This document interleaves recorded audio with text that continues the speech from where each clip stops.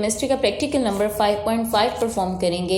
Chemistry के practical number 5.5 में हमने गिवन लिक्विड यानी इथाइल अल्कोहल और एथेनॉल का बॉइलिंग पॉइंट मालूम करना है।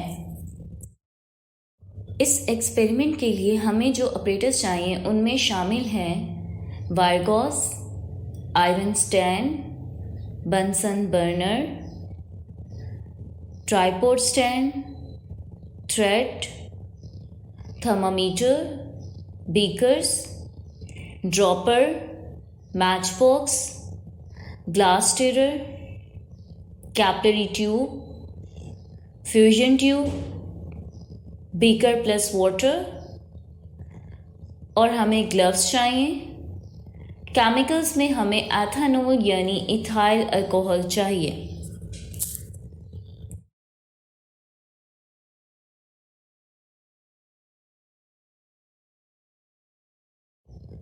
सबसे पहले आपने ग्लव्स पहन लेने हैं एहतियाती तदबीर के तौर पर, क्योंकि हम केमिकल्स को डील कर रहे हैं। सो हम एथेनॉल यानी इथाइल अल्कोहल लेंगे जिसका हमने बॉइलिंग पॉइंट मालूम करना है। हम एक स्मॉल बीकर लेंगे और इसमें थोड़ी क्वांटिटी में एथेनॉल को डाल देंगे।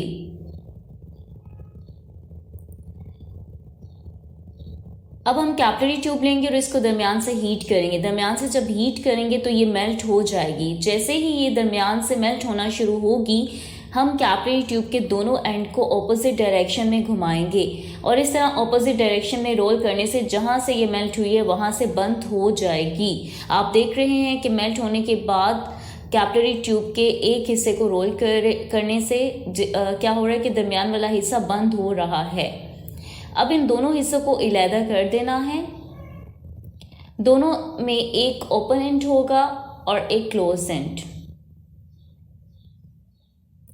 सो अब फ्यूजन ट्यूब लेंगे और इसमें ड्रॉपर की मदद से एथेनॉल यानी इथाइल अल्कोहल डालेंगे जिसका हमने बॉइलिंग पॉइंट मालूम करना है। हमने फ्यूजन ट्यूब के 1/3 हिस्से को इथाइल अल्कोहल यानी एथेनॉल से फिल कर देना है और फिर इसके बाद हम तैयार हुई एक कैपिलरी ट्यूब लेंगे। कैपिलरी ट्यूब का एक ओपन एंड है और एक क्लोज एंड है। ओपन एंड और क्लोज एंड है। हमने क्लोज एंड को फ्यूजन ट्यूब के बाहर रखना है और ओपन एंड को कैपिलरी ट्यूब के फ्यूजन के अंदर डाल देना है। सो ये हमारे पास फ्यूजन ट्यूब है जिसमें एथेनॉल है। इसमें कैपिलरी ट्यूब को इन्वर्ट करके डाला है जिसका क्लोज एंड फ्यूजन ट्यूब के बाहर है। अब इसके बाद हम थर्मामीटर लेंगे। थर्मामीटर का रेड बल्ब को हमने कैपिलरी ट्यूब फ्यूजन ट्यूब की बेस के बिल्कुल इक्वल रखना है। हमने थर्मामीटर फ्यूजन ट्यूब दोनों के निचले हिस्से यानी बेस को बराबर रखना है। आप देख सकते हैं कि दोनों की बेस बिल्कुल साथ साथ हैं। थर्मामीटर के रेड बल्ब की बेस और फ्यूजन ट्यूब की बेस दोनों बिल्कुल साथ साथ हैं। फिर हमने थ्रेड लेना है और थ्रेड की मदद से हमने इन दोनों की बेस को बराबर करके आपस में बांध देना है। हमने थर्मामीटर फ्यूजन ट्यूब दोनों की बेस को मैच करके इन दोनों को थ्रेड की मदद से हमने बांध दिया है। अब थर्मामीटर के दूसरे एंड में जो सुराख मौजूद है इसमें से थ्रेड को पास करवाना है। फिर हमने बंसन बर्नर को आयरन स्टैंड पर रखना है।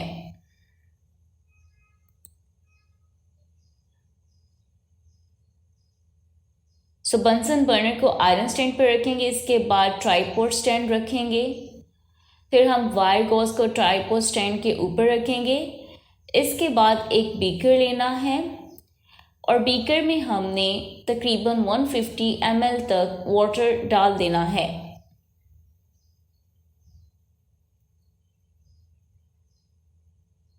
फिर इस बीकर को हमने ट्राइपॉड स्टैंड के ऊपर रख देना है। थर्मामीटर के सुराख से जो हमने थ्रेड को पास करवाया था, इस थ्रेड की मदद से हम इस थर्मामीटर प्लस फ्यूजन ट्यूब के ऑपरेटर्स को आयरन स्टैंड के क्लैंप के साथ बांध देंगे।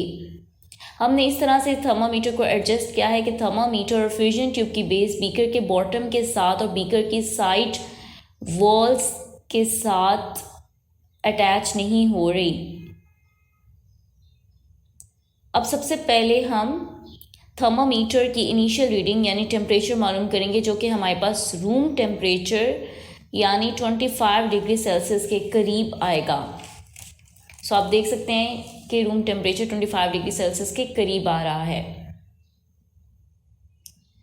अब हम बंसन बर्नर को ऑन करेंगे और इसके कुछ देर बाद हम ग्लास स्टीरर की मदद से पानी को हिलाना है ताकि पानी में हीट इक्वली डिस्ट्रीब्यूट हो जाए। आप देख सकते हैं कि फ्यूजन ट्यूब में बबल्स बन रहे हैं और ये बबल्स कैपिलरी ट्यूब के ओपन एंड से अंदर दाखिल हो रहे हैं।